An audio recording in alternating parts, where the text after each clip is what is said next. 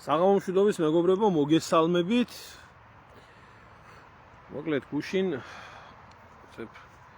მოულოდნელად გავრცელდა ინფორმაცია იმის შესახებ, რომ თურმე პუტინი და ზელენსკი მალე შეხვდებიან ერთმანეთს სტამბულში და შედგება მოლაპარაკებები. დღეს ამ ყველაფერს გაგრძელება მოყვა. აქედან ამერიკის პრეზიდენტმა შემოძახა, რომ მე ვაგერო აღმოსავლეთ ტურნეში მივდივარო და შეული ბიჭებსო და ერთ-ორ სიტყვასო მეც წავაშველებო, მეც მოხვდებიო. ახლა ტრამპი რო კლოუნია და ახასიათებს ესეთი კლოუნადების მოწყობა, ეგ არა გასაკვირია, შოუმენია კაცი და ამერიკულ შოუში მონაწილეობს და მის აუდიტორიაზე მუშაობს. თან პოსტი გამოაკრა, რომ გინდა არ გინდაო უნდა დათანხმდესო ზელენსკი ყველაფერსო და მომდევნო პოსტსო საერთოდ მაგარ სასიხარულო რაღაცას გამცნობთო. არის ახლა ეს ეპატაჟური ტიპი არის და ამ ფორმით გამოხატავს თავის ამომრჩეველთან. ახლა მაგას ამერიკის იქეთ საერთოდ არ აინტერესებს არავინ და არაფერი. პრინციპში მართალიცა ყველა ქვეყნის პრეზიდენტი პირველ რიგში მის ერთზე და მის ქვეყანაზე უნდა ზრუნავდეს, მაგრამ როდესაც ამხელა პასუხისმგებლობა არის სოფლიოს მიმართ, იქ კიდე სხვა ერების მიმართაც არსებობს პასუხისმგებლობა და მოკლედ ეს ამბებია რა, ატეხილი და რა თქმა უნდა, ახლა ამას ყველა მხარე თავისებურად აპიარებს, თავისებურად აცხადებს. ევროპელებმა გამოაცხადეს, რომ ევროპის ლიდერებმა, რომ თუო პუტინიო არ დათანხმდებაო, ჩვენო უკვე სანქციებსო ვამზადებთო და რა ვიცი, ეს რუსეთი 3 წელიწადზე მეტი კი არა, 2014 წლიდან სანქციებში ყავთ, მაგრამ ჯერჯერობით ამ სანქციებმა აგერ უკვე 11 წელია არაფერი შედეგი გამოიღო და ამათაც თავისი აუდიტორია ყავთ, თავისი ხალხი ყავთ და ყველა თავისას, ასე რომ ვთქვათ, აბოლებს და აწონებს თავს და საქართველოში რომელი ძალის გავლენაც როგორიცაა, თავისთავად ისე მიაქვთ ინფორმაცია თავის სამიზნე აუდიტორიასთან ქართულ საზოგადოებაში. TV პირველ მე არც შემიხედია ქართულ არხებს, როგორც იცით, არ უყურებ. საერთოდ მილიონში ერთხელ თუ რაღაცას გადავაწყდები ფაქტის გადასამოწმებლად, თორე ტერმა უყურა ახლა ინგა გრიგოლიას TV პირველს და ანიმას, რა ქვია, ტელეკომპანია იმედს და საბოდავ ტელევიზიებს. ხო, მაგაში არის საქმე, რომ გამოაცხადა თანხმობა. ყოველ შემთხვევაში არის ამის მზაობა და მეცო ზელენსკიმ გამოაცხადა, რომ იქ ვიქნებიო. იანა, ჩემო კარგო, რაში არის საქმე, იცი? ძალიან მარტივად არის საქმე აქ იმაში, რომ პუტინი ეშმაკ შეხვდება, თუ კი მისი ქვეყნის ინტერესებს ასე დაჭირდება. ჩვენი ეგრეთ წოდებული ბრძენი პოლიტიკოსებიდან განსხვავებით. ეშმაკსაც კი შეხვდება. ხო. კოკაინშიკებსაც შეხვდება და ეხა ეგ კიდე ცალკე თემა არის, იცით? აი ხალხო, ახლა ვინ და ვინ ხვდებიან ერთმანეთს. აქეთ რუსეთის მხრიდან არის გამოცდილი საბჭოთა კაკებეშნიკი და მეორე მხარეს ვინ არიან? მეორე მხარეს არიან პირწავარნელი ნარკომანები, პიდარასტები და იქეთ ოკეანის გაღმა შოუმენი. ანუ რა ინტელექტუალური რესურსის ადამიანები და გამოცდილების ადამიანები ხვდებიან ერთმანეთს.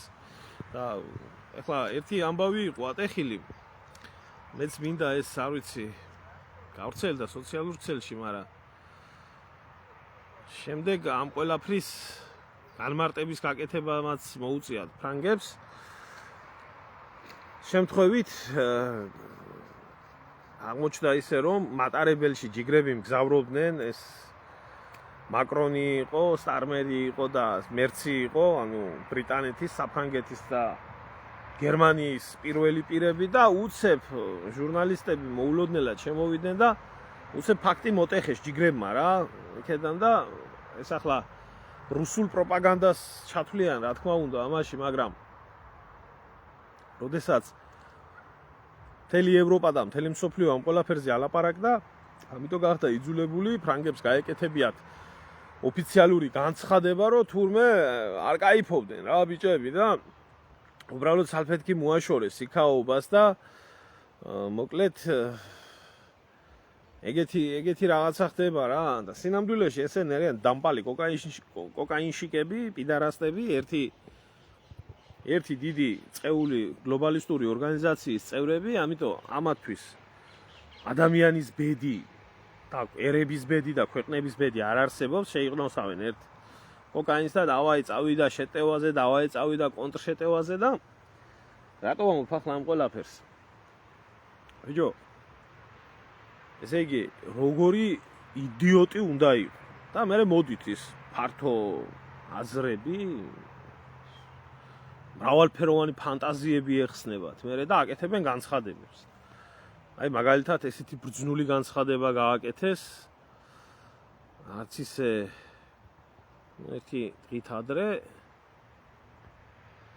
აი ესეთი განცხადება გააკეთეს რომ ისო არ გვაინტერესებსო 30 დღიანიო ცეცხლის შეწყვეტასო უნდა დათანხმდესო რუსეთიო არ გვაინტერესებსო თუ არაო ჩვენო სანქციებს დავაწესებთ ასე ვიზამთ ისე ვიზამთ ახლა რადონის დებილიზმზე არის ხალხო ლაპარაკი ანუ ამ ხალხის აი საქართველოში ხო ევროპელი და მით უმეტეს ევროპის ლიდერი ისა რა ქვია რაღაცა წმინდანათაა გამოყვანილი რომელიც გენიოსი არის და გენიალურად აზროვნებს და ამაზე რამის თქმა როგორ შეიძლება და როგორ იდიოტურ რაღაცას ამბობდნენ აი წარმოიდგინეთ რომ ესა უკრაინელების და ევროპელების მოთხოვნა იყო 30 დღეო ახლაო შეწყვიტეთო ცეცხლიო და ვილაპარაკოთო დანარჩენზეო და ამ 30 დღის მანძილზე ჩვენ იარაღით მომარაგებასო უკრაინისასო გავაგრძელებთ. ეხლა აი ყველაფერს აქვს საზღვარი ხო ესეთი დებილი როგორი რატო უნდა გეგონოს მეორე მხარე მით უმეტეს რუსეთი რომელსაც ებრძვის 50 ქვეყანა უკრაინაში უკრაინის ოპერაციები პირდაპირ იგეგმება და ამაზე ღია თქვეს გერმანიაში არსებული ნატოს შტაბი ის რა ქვია ნატოს მიერ შექმნილი შტაბიდან სამხედრო შტაბიდან რამშტაინის ბაზიდან ჩართული არის ამ ყველაფერში მთელი დასავლური იარაღის კომპლექსი მაგალითად რაკეტები რომლებიც არის იგივე შტორმშედღობები იგივე ჰაიმარსები და ასე შემდეგ რომელთა დამიზნების გამოყენება ხდება ილონ მასკის სტარლინკის საშუალებით. ხო? პირდაპირ ომი არის ეგ ყველაფერი რუსეთთან. უბრალოდ უკრაინელების ხელით. და რადონის დებილი გონიათ ამათ ახლა რუსეთი, და რადონის დებილი გონიათ ამათ ესა რა ქვია პუტინი. ფაქტია რომ რუსები ბრძოლის ველზე იგებენ, აქვთ პროგრესი. აქვთ წარმატება ბრძოლის ველზე გადახედეთ გამოცლილია, განადგურებული არის უკრაინული არმია. ბოლომდე არა, მაგრამ უჭირთ რეზერვების შევსება არის და შენო ახლა მტერი ხარო, ჩემიო. გეომებიო და 30 დღე მომეციო, შევივსო რეზერვი ისევე გავძლიერდე და ხელახლა გეომო და ამ პერიოდში მელაპარაკიო. ახლა ვინ დაიჯერებს ამ ყველაფერს, ხო? ამ იდიოტიზმს. არმია, რომელიც მოგებაზია გადასული, თვითონ რო იყვნენ, ახლა გადასული მოგებაზე და რუსები ეხვეწებოდნენ 30 დღით შემიწყვიტეს, ცეცხლი შეწყვიტავდნენ, ხوار შეწყვიტავდნენ. ეს ხო გამორიცხულია. ისე არ შეწყვიტავს მეორე მხარეც. მოკლედ, ამ ფონთან დაკავშირებით პუტინმა შეთავაზა ის, რომ ხა მე არ ვიცი თქვენ მაგ რას ფიქრობთო, რას გეგმავთო, რა გეგმა გაქვთო, რანაირათო, მაგრამ ჩამოვალ მე პირადათო სტამბულშიო და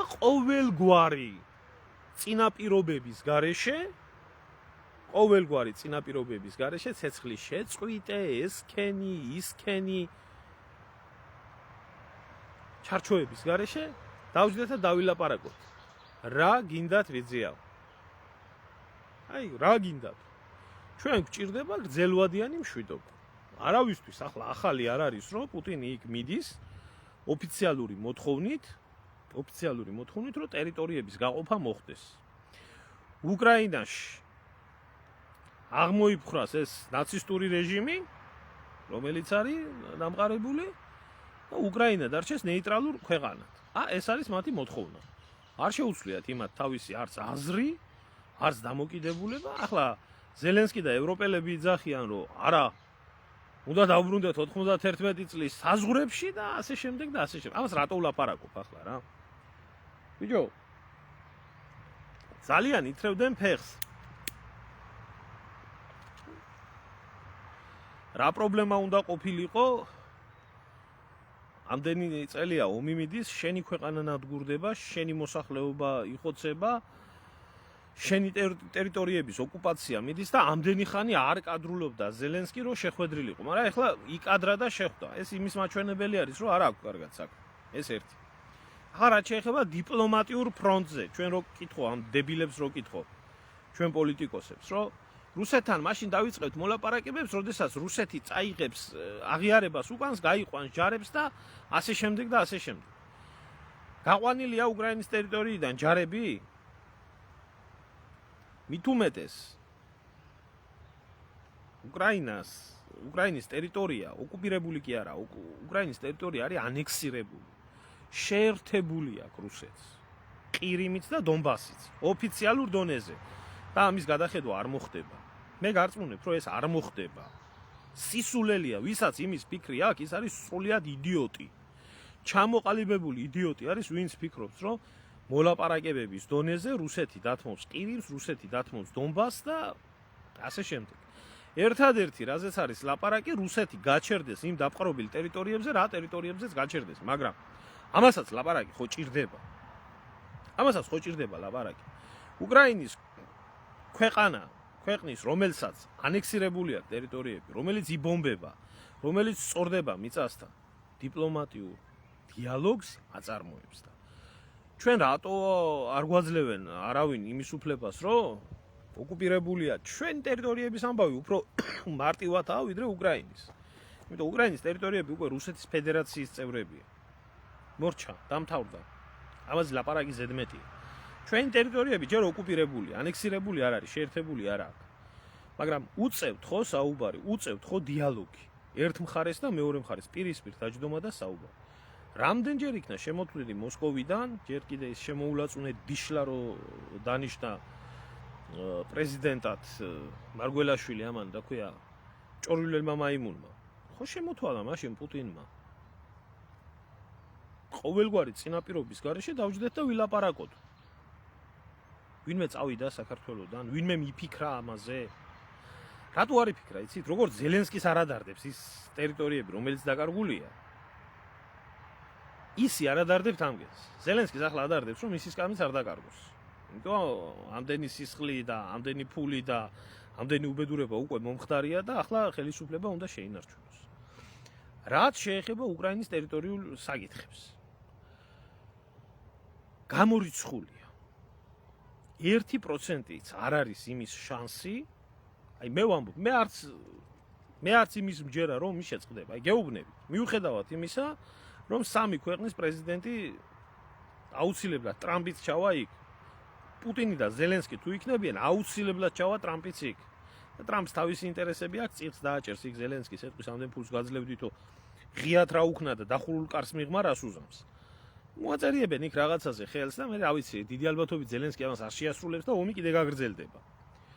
მაგრამ რაშია ხალხო საქმე? უკრაინას და უკრაინელებს თუ უნდათ საკუთარი ტერიტორიული მთლიანობის შენარჩუნება. ამის საშუალება მათ ჰქონდათ ორჯერ მინიმუმ. სულ ორჯერ. აი ეს იყო მინსკის ხელშეკრულებები, რომელიც არ ითვალისწინებდა უკრაინის ტერიტორიული მთლიანობის დარღვევას და მოწერილი ჰქონდათ და შეთანხმებული იყვნენ და თავად უკრაინელებმა დაარღვიეს მინსკის ხელშეკრულებები და იყო მეორე 2022 წელს ეს იყო სტამბულში იყო იგივე შეთანხმება, რომელზეც რუსულმა მხარემ მოაწერა ხელი, რომელზეც უკრაინულმა მხარემაც მოაწერა ხელი. ეს იყო პარაფირება, რომელსაც ჭირდებოდა პირველი პირების ხელმოწერა. და მერე როგორც იქნა გამჟღავნებული მედინსკის პირიდან და არა მარტო მედინსკის სხვების პირიდანაც იქნა გამჟღავნებული, ეს შეთანხმება მოიცავდა შემდეგ რაღაცას. რუსეთი წვეთდა ომს და გაყავდა ჯარები. უკრაინის ტერიტორიულ მთლიანობას არაფერი არ ემუქრებოდა და რჩებოდა იმ საზღვრებში, რომელიც საზღვრების იყო ყირიმის გარდა, რაც შეეხებოდა ყირიმს, ყირიმთან დაკავშირებით, აუცილებლად უნდა მომხდარიყო მოლაპარაკებების პლატფორმა,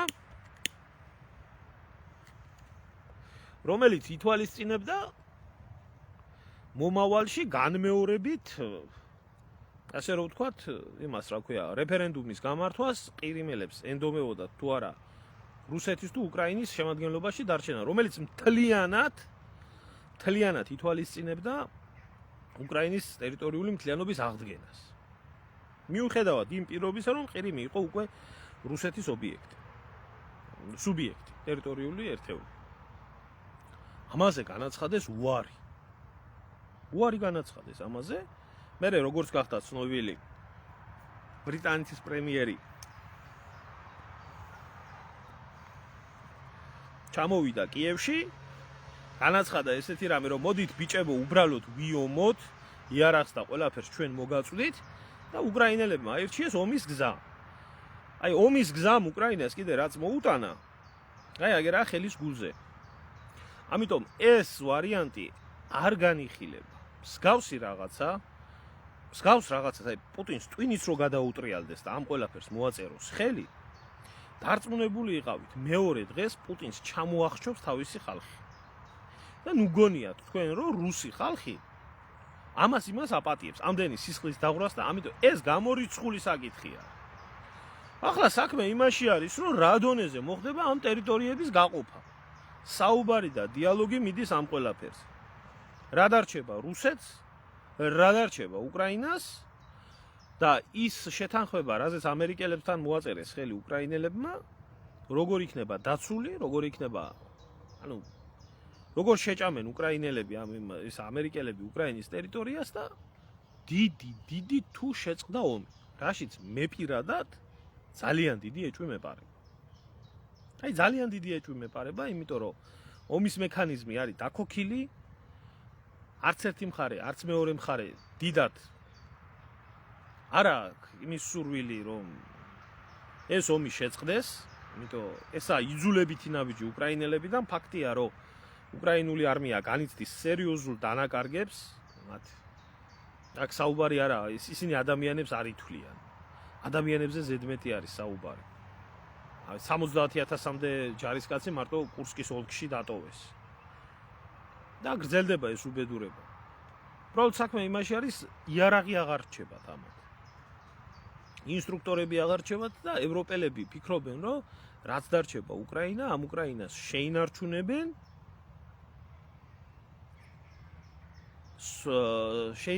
ამ ტერიტორიას და ამ ტერიტორიაზე მოხდება უკრაინის გაძლიერება, რომელიც შექმნის ბუფერს ევროპას და რუსეთს შორის. აუცილებლად მომავალში გაახდება საბრძოლო მოქმედებები. ეს არის ევროპელების გეგმა. ახლა ეს რამდენად აწყობს რუსებს, ეს ცალკე თემა არის. იმიტომ რომ მათ ძალიან კარგად იციან, რომ თუ სრულად არ მოხდება უკრაინის გადაყლაპვა, იმ საზღვრებში, რა საზღვრებსაც ისინი თვლიან და ისინი თვლიან თელ სამხრეთ აღმოსავლეთს რუსეთად, დასავლეთ ნაწილს პოლონელებისთვის და ამათთვის გადასაცემად და შუაში დარჩენილ უკრაინის ბუფერს, ნეიტრალურ უკრაინას. ეს არის რუსების გეგმა, რითაც შეიძლება ომი დამთავრდეს. ევროპელები ამას თვლიან პირიქით. ევროპელები თვლიან ამას, რომ რუსეთი უნდა დამარცხდეს, რუსეთი უნდა გაფარჩაგდეს და დამარცხებული, კაპიტულირებული რუსეთი მერე იქნება ევროპის ჩმორი. აი მე ეს მოლოდინები მაქვს ამ ყველაფერთან დაკავშირებით და დიდი ალბათობაა იმის, რომ ეს დიალოგი შედგება, იმიტომ რომ მზაობა ორივე მხარესაა გამოცხადებული, ეს შოუმენიც, ეს ამერიკის კლოუნიც მოდის თავისთავად, ვითომ ახლო აღმოსავლეთში მოდის და აუცილებლად შევივლიო მეო სტამბულის მოლაპარაკებებზე და ხალხს აქვს ახლა იმის იმედი, რომ ომი შეჩერდება. დიდი თუ იქნა დროებითი ცეცხლის შეწყვეტა, რაღაც დროებითი ცეცხლის შეწყვეტა, რომელიც აწყობს ორივე მხარეს და რა შემთხვევაში აწყობს ორივე მხარეს? უკრაინელების გასაგებია, რუსების ამბავი არის გასაგები, რუსეთი თუ არის ამ მომენტისთვის მზად, გადაყლაპოს ის ტერიტორიები, რომელი ტერიტორიებიც თავისთვის აქვს მონიშნული უკრაინის ტერიტორიაზე, ეს მარტივი საქმე არ არის. ერთი არის ტერიტორიების დაპყრობა, ერთი არის ტერიტორიების მიტაცება, შეერთება იურიდიულ დონეზე, მაგრამ მეორე ამბავი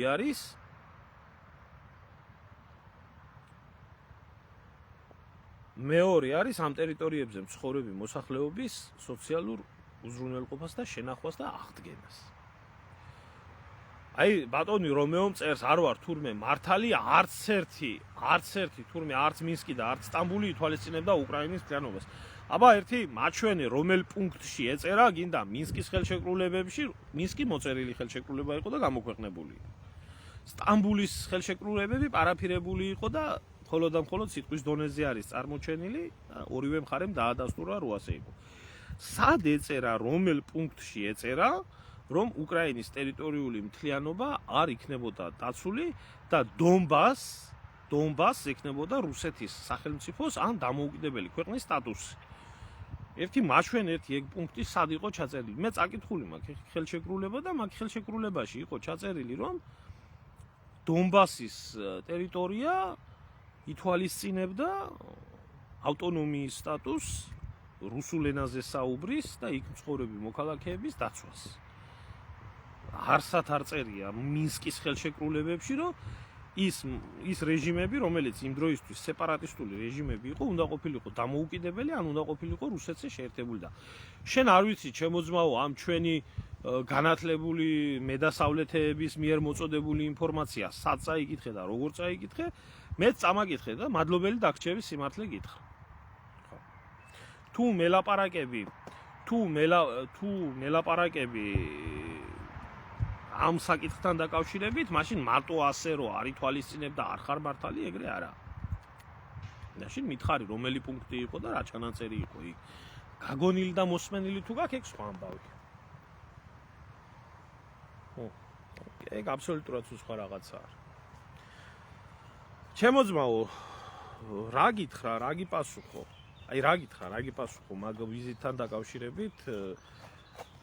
ჩვენ 2022 წელს, როდესაც შემოგვითვალეს, რომ ჩავსულიყავით, აღდგენილიყო 22 წელს, 23 წელს, 24 წელს, რომ 19-ის ჩასულიყო ქართული დელეგაცია და იქ არ იქნებოდნენ არც ოსები და არც აფხაზები, არც მათი საელჩოების წარმომადგენლები და არც მათი ლიდერები, მაშინ უარი განაცხადეს ჩვენგან. რაო და ახლა აღარ გვინდა ჩვენი ტერიტორიები და ამაზე ფიქრი არ გვინდა და რუსეთი ნელ-ნელა ხდენს ანექსიის პროცესს, განსაკუთრებით აფხაზეთშია დაწყებული და ასე იქნება. ჩამოვა მერე ვინმე ან სარკოსი, ან ტრამპი, ან ბაიდენი, ან ვიღაცა და მოგვიგვარებს ტერიტორიებს და ქართველები ფეხ-ფეხზე გადავიდებთ და საამურია ცხოვრება, რას დაგვაგლებს ტერივა, ასე იქნება. რა უნდა ვთქვა? მიმდინარეობს ის პროცესები, რომელი პროცესებიც მიმდინარეობდა აქამდე და საქართველოს მოღალატე ხელისუფლებებმა ყველაფერი გააკეთეს საიმისოდ, რომ ქართველებს და აფხაზებს და ქართველებს და ოსებს შორის ეს ხიდები ჩაჭრილიყო.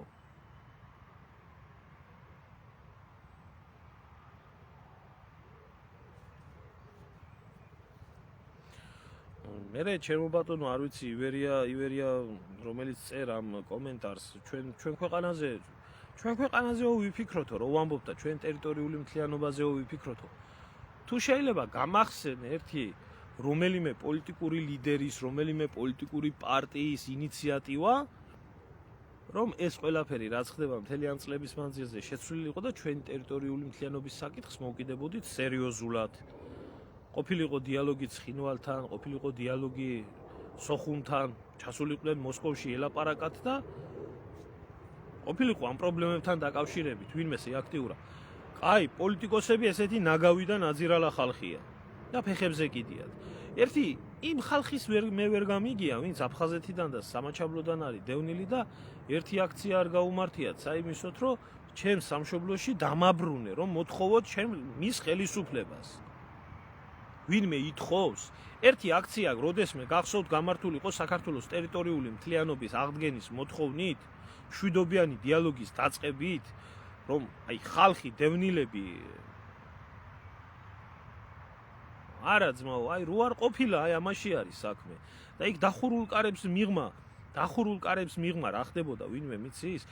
არ ძიმბა რო არ ძიმბა, იმანაც კი აღიარა და იმანაც კი იძულებული გახდა, გამოეცხადებია უზრუნველყო ქართველი დევნილების დაბრუნება. ვინ შეუშალა ხელი?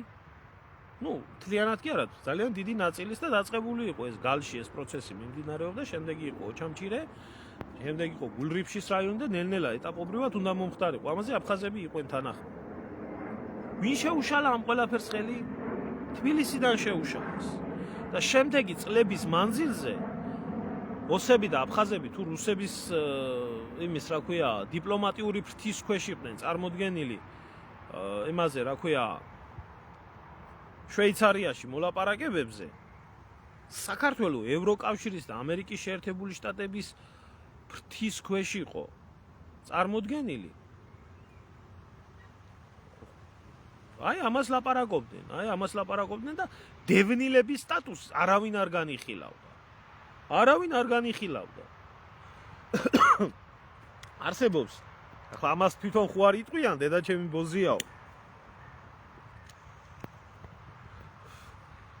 არსებობს ინტერვიუ სოფო შევარდნაძის და ლავროვის. სადაც შევარდნაძე ეკითხება, რომ აი დევნილთა დაბრუნებასთან დაკავშირებითო აი ამაში მაინც ხო შეგიძლიათო, კაი პოლიტიკურ პრობლემებს ვერ აგვარებთო, მაგრამ აი ამის მოგვარებაო მაინც ხო შესაძლებელიაო და ფშო ვინმესო ახსოვდაო საქართველოს მხრიდანო როდესმეო დევნილებიო, ხალხი ვინმეს გაახსენდა როდესმეო. ჩვენ როდესაც რო ვიყავითო მაგ ყველაფერზეო, თანახმაო თვითონ განაცხადეს, რომ დევნილებიო, რომლებიც თვლიანო თავსო რომ აფხაზეთიო და სამაჩაბლო და ესეო დამოუკიდებელი, ესენი არ დაბრუნდებიანო და ვარი გაგვიცხადესო. თვითონვე დაბლოკეს ეს საკითხიო და ახლა აბა მეტნაირი ფორმა არ მოუგონია არავის. ხო და ასია, კი ბატონო, გეთანხმებით. დევნილებიც და არა მარტო დევნილებიც, საქართველოს მოსახლეობის რო ავიღოთ, ხო არის გაყოფილი მიშა და ბიძინათა. იმათში შედიან ის დევნილებიც, რომლებიც ზოგი მიშას აქებს და ადიდებს და ზოგი ბიძინას აქებს და ადიდებს და ახლა მიშას და ბიძინას მართული პოლიტიკა. მე ეს ყველაფერი რატო დავიწყე თავიდან? ძალიან არ უნდოდა დიალოგი კაცრავად ზელენსკის ძალიან არ უნდოდა, მაგრამ იძულებული გახდა. ხო? აი მით უმეტეს ზელენსკის გვერდით მართლა იდგა მთელი ევროპა და ამერიკა, მთელი ამ ხნის მანძილზე. იარაღით, დიპლომატიით, ფულით, სანქციებით, 1000 უბედურებით. და ახლაც მიმდინარეობს უკრაინაში ომი, კიდე ერთხელ ვამბობ, ჩვენზე უარესი მდგომარეობა არის, იმიტომ რომ უკრაინის ტერიტორიები უკვე შეერთებული არის და უკვე ოფიციალური სუბიექტებია გამხდარი რუსეთის, მაგრამ მიდის მოსალაპარაკება. დიალოგი იაპონიასაც კი არ შეუწყვეტია, გაიხარეთ, დიდი მადლობა. იაპონიასაც კი არ შეუწყვეტია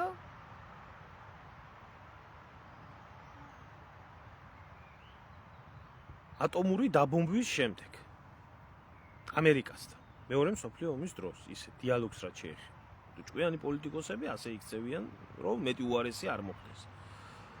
აი დავით სილაგაძე წერს აგერ რომ დევნილები ვინ იქ სად იყო გარანტია.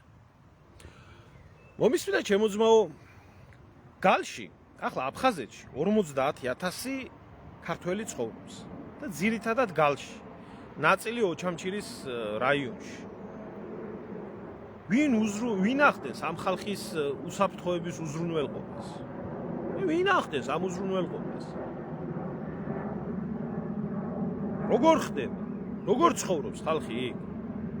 როგორ ცხოვრობს მაგალითად ახალგორში ქართველობა განსაკუთრებით ქსნის ხეობაში ახალგორის მიმართულებაზე?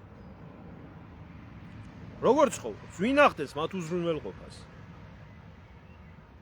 ხო, ამიტომ რაშია იცი საქმე, როდესაც ერთი ესეთი გამოთქმა ქართული ახლა უკაცრავად მანდილოსნებთან, მაგრამ ესეთი გამოთქმაა, რომ კარგ მოცეკვავესო, ყვერები უშლიდა ცეკვაში ხელსო. აი ისი არის მაგ მიზეზები, რომ ოღონ აფხაზეთში არ დაბრუნდეს, ოღონ ქართველობა, ოღონ დიალოგი არ შედგეს, ოღონ ეს არ შედგეს, ოღონ მილიონ რაღაცას მოიგონებენ. მილიონ რაღაცას მოიგონებენ. არ არის ეს არგუმენტი, იცი? არ არის ეს არგუმენტი. არგუმენტი არის ის და ფაქტი ის არის, რომ ეს ხალხი დევნილები ფეხებზე დაიკიდეს და გაწირეს. და უფრო საწყენი არის ის, რომ მართლა ამ დევნილების დიდი ნაწილი ზოგი ქოცების მადიდებელია და ზოგი ნაცების მადიდებელია. და ის მწარე სიმართლე რამდენი გვაქვს მონასმენი, როდესაც მალაშხიას ელაპარაკებოდნენ სამაჩაბლოდან დევნილები, კი მარაო, ისევე დევნილებიო რომ დაიქირავეთო, ზონდერებათო და ჩვენ წინააღმდეგო რო აწყობდითო 1000 სადამსჯელო ოპერაციებს დევნილების დასახლებაში. ამაში არის საქმე და რეალურად ის დიდი ანტიეროვნული გეგმა, რომელიც დაიწყო ედუარდ ამბროსევიჩმა, ესენი ხო მათი სულიერი შვილები არიან და მათი პოლიტიკური კლასი არის, რომლის მიზანიც იყო საქართველოს დაქსაქსულობა, დანგრევა, დექართუელიზაცია საქართველოსი წარმატებით ხორციელდება ახლაც დაბრალეთ ბატონო უძახეთ რუსეთს, რუსეთი ოკუპანტია, ელოდეთ სანამ ვინმე არ ჩამოვა, არ მოგვიგوارებს ტერიტორიულ მთლიანობას და ასე იქნება რა. ასე იქნება. აბატონ. ყველა კონფლიქტს აქვს თავისი სპეციფიკა. ყველა კონფლიქტს, აბსოლუტურად სოფლიოში არსებული ყველა კონფლიქტი სპეციფიკურია. სპეციფიკურია.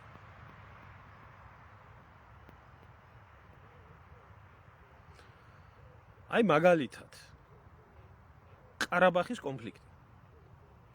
ყარაბახის კონფლიქტში დევნილების დაბრუნებაზე ზედმეტი იყო საუბარი. ზედმეტი იყო საუბარი. იმიტომ რომ ქალაქები მაგალითად აგდამი, რომელიც აი ქუთაისის ხელა ქალაქი იყო, უფრო დიდი კიდე. საერთოდ დაცლილი იყო, ერთი სული ადამიანი არ ცხოვრობდა. და უამრავი დასახლებები, რომლებიც აზერბაიჯანული დასახლებები იყო, ერთი ადამიანი არ ცხოვრობდა. ისევე სხვათა შორის, როდესაც აზერბაიჯანმა აღადგინა ტერიტორიული მთლიანობა თავისი და დაიბრუნა ყარაბახი, არც ერთი სომეხი იქ არ დარჩა და წამოვიდა. მაგრამ ეს არ ყოფილა აფხაზეთის შემთხვევაში და სამაჩაბლოს შემთხვევაში. ქართველები ომის მერეც დარჩენ და ახლაც არიან იქ. უფრო მეტი და უფრო უარესის თქმა შეიძლება ის, რომ რამდენი ქართველი იბრძოდა იქეთ მხარეს, აფხაზების მხარეს, ეს კიდე ცალკე საკითხი არის და რაღაცა ამაზე ლაპარაკი არავის არ უყვარს და არ სიამოვნებს და მათ შორის არძიმბას მძღოლი რომ მძღოლია, ისიც პირადი ახლა მძღოლზე მეტი ახლობელი ვინ უნდა იყოს ჩინოვნიკისთვის, ისიც რომ ქართველი იყო, ამაზე ლაპარაკი არ მიდის. და ქართველებმა რამხელა ღალატი ჩაედინეს აფხაზეთში საკუთარი სამშობლოს მიმართებაში. უამრავმა ჩინოვნიკმა, იგივე ხვინდრავა აიღეთ, შევარდნაძეზე აღარ ამაქვს ლაპარაკი და სხვებზე და სხვებზე. ის რომ რაც ხდება, ასე მომხდარია. ანუ, როდესაც ლაპარაკი გვაქვს ჩვენ რომ აი უსაფრთხოებას ვინ დაიცავს, არ არის, იცი, ეს არის პოლიტიკური კონფლიქტებია. პოლიტიკური კონფლიქტებია, რომელიც გლეხი ადამიანი ხვდება იმას, რომ უბრალო ადამიანი ხვდება იმას, რომ ეს არის პოლიტიკა, სიბინძურე, უბედურება და ხალხი ერთმანეთში მაინც რიგდება. აი ყარაბახის ომი მართლა ეთნო კონფლიქტი იყო. ეთნო კონფლიქტი კი იმას ნიშნავს, რომ ეთნიკური წმენდა ჩატარდა 100%-იანი. ჯერ ერთი მხრიდან, მერე მეორე მხრიდან. ჩვენ ეს რეალობა არ გვქონდა. ანუ ეს ცალკე საუბრის თემა არის რა. ჩვენ ვერაფერს ვერ დავიბრუნებთ ჯერჯერობით. ვერაფერს ვერ დავიბრუნებთ. ასეთი მოღალატე ხელისუფლებები სანამ გვეყოლება, ვერაფრის დამბრუნებლები ვერა ვართ და რა მინდა გითხრათ იცით? ისევე როგორც უკრაინელებს, ქართველებსაც ჰქონდა არაერთი შანსი საქართველოს ტერიტორიული მთლიანობის მშვიდობიანად აღდგენის და მე მისაუბრია ამ თემებთან დაკავშირებით. მაშინ, როდესაც პრემაკომმა არძიმბა ჩამოიყვანა, მაშინ როდესაც ბადენის დოკუმენტი იყო სამაჩაბლოს მიმართულებაზე, ბოდენის სხვა არის, ბადენის ტბაზე ხელმოწერილი დოკუმენტი იყო, რომელიც სამაჩაბლოს შემოერთებას სრულად საქართველოს ავტონომიის სტატუსი ოღონდ არა იმ ავტონომიის სტატუსით, რომელიც მერე მიანიჭა სააკობმა, ითვალისწინებდა და ასევე ბოდენის დოკუმენტი, დიტერ ბოდენის დოკუმენტი, რომელიც აფხაზეთის მიმართულებაზე აფხაზები იყვნენ თანახმად. ამის მერეც იყო შანსი 2006 წელს, 2006-2007 წლებში, როდესაც შამბა იყო ჩამოსული იმაში, რა ქვია, თბილისში და იყო ამაზე საუბარი და მაშინ სენაკის ბაზები გახსნეს და საბრძოლო რიტორიკა და კეთ ოქრუაშვილი იქაჩებოდა და სააკოვი და მთელი ეს წეული ხალხი და ეს ხდება ამ მოვლენების გამოძიება. ამიტომ ქართველებმა ყველაფერი რაც ხდება პირველ რიგში საერთოდ ადამიანმა ყველაფერი უნდა დააბრალოს საკუთარ თავს. რათაც დრო გადის, უფრო და უფრო უარესი რო ხდება. ხელის გულზე ჩანს ეს ჩვენთვის იქნება თუ უკრაინელებისთვის. ჩვენთვის ხო უარესი და უარესი წავიდა. უკრაინელების უარესიც წავიდა. გინდათ მინსკის ხელშეკრულებები, გინდათ სტამბულის ხელშეკრულებები, გინდათ ეს ხო ახლა უარესზე მოუწევთ დათანხმება. კიდე ცოტა ხანში კიდე უარესზე მოუწევთ დათანხმება, მაგრამ ნარკომანი და მოღალატე ხელისუფლება რო ყავს და ადგება და დაკრავს ფეხს და წავა მის გზაზე და თვითონ კი იქნება უზრუნველყოფილი, კარგათა ქვეყანა დარჩება დანგრეული, მერე ყველაფერს მტერს დააბრალებს. ის გასაგებია მტერია და დამპყრობელია, მაგრამ შენ რო ყავს მოღალატე, იგი მტერზე მეტი 10 ჯერ უარესი. თუ ვინმეს რაიმე კითხვა გაქვთ დამისვით და აღარ შეგაწუხებთ ჩემი ფილოსოფიით თავს და დაგემშვიდობებით, ჩემო კარგი.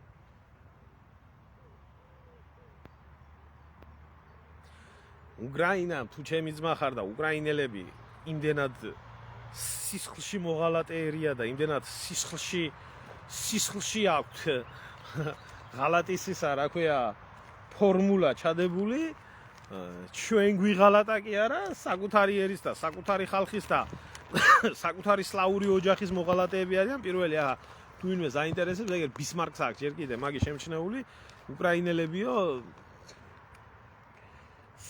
ერთადერთი ხალხიაო, რომლებიცო ყველაზე დიდ ბედნიერებას და სიამოვნებას საკუთარი ხალხის და საკუთარი ოჯახის წევრების გაწყვეტით და ამოწყვეტითო ღებულობენ.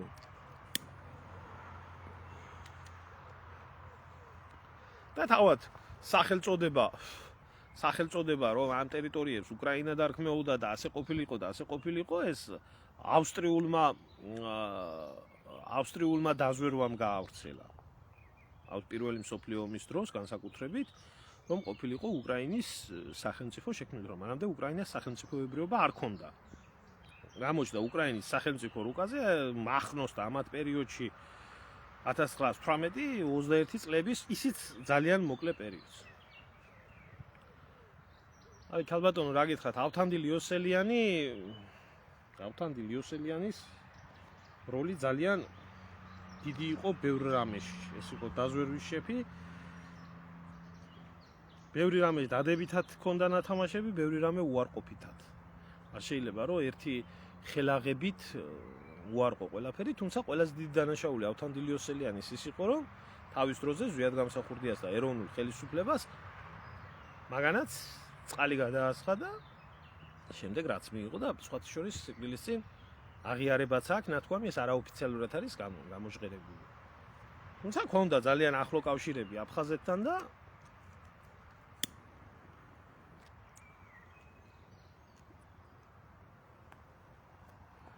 არ ვიცი, ჩემო ძმაო, ჯერჯერობით ის პროცესი არის, რომ ჯერჯერობით უკან დაბრუნებას მე პირადად არ ვფიქრობ და არ ვაპირებ. იმიტომ რომ ნაცები და ქოცები ერთმანეთის ჭამაში არიან და ეს ორი ვირთხა ერთმანეთს რო შეჭამს, მერე შესაძლებელი იქნება და ასე მიმაჩნია, რომ აქედან მეც უკეთებ ჩემ ქვეყანას და უფრო მეც ვაკეთებ, ვიდრე აქ მაგ ვიჯდე და ციხეში ნარდი და დომინო ვითამაშო იმგენთან. საკამერნიკებთან.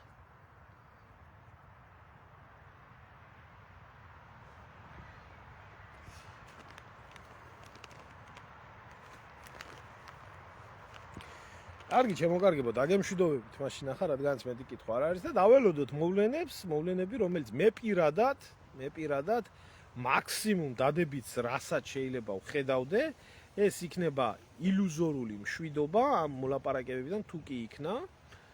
რომელიც აუცილებლად დაირღვევა ახლო მომავალში. იმიტომ რომ არც ერთი მხარე და არც მეორე მხარე არ არის მზად შეასრულოს ის მოთხოვნები, რა მოთხოვნებიც დევს სინამდვილეში ერთი მხრიდან და მეორე მხრიდან. აი ამაში არის საქმე. კარგად ბრძანდებოდეთ.